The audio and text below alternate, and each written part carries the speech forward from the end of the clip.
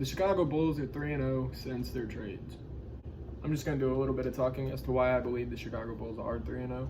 The first reason I think they're 3-0, and this isn't to take away from their wins, is because they played the Pistons twice.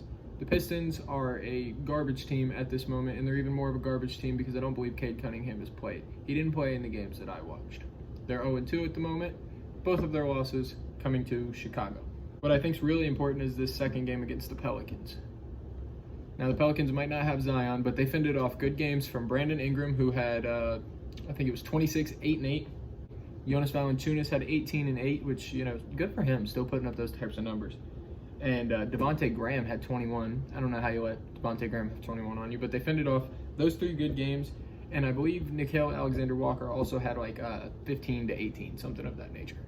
They're not just 3-0 because they've played a garbage team twice. They put up good games in both of those. They didn't score very much in those games, but they held the people they were supposed to hold. Jeremy Grant is only averaging 15 and 11, and we know he's better than that. So that's based purely on what he's averaging against Chicago so far this year.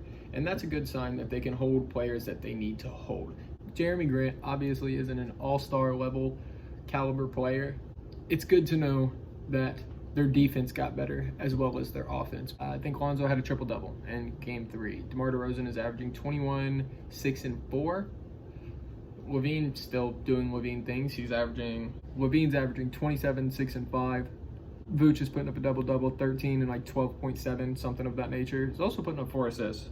And then Alex Caruso off the bench is doing 8, 2, and 4. And if you look at my first video I posted on here, I think I said he would average around 10, 2, and 6. So I'm not too far off on that.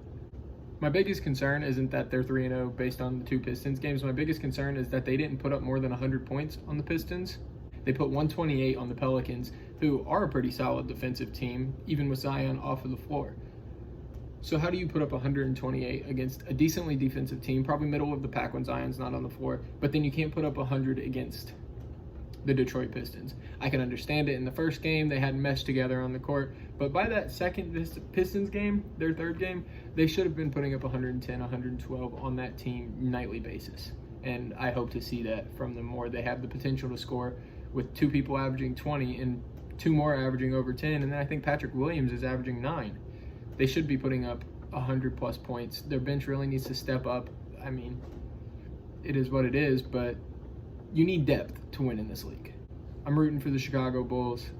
If you watched my last video, I was a Demar Derozan fan when he was out in Toronto. Got his jersey in my room. I'm rooting for the Chicago Bulls, and I think nobody wants to see the Brooklyn Nets in the finals except Jay-Z. So I'm rooting for the Bulls, and that's my take. Bye.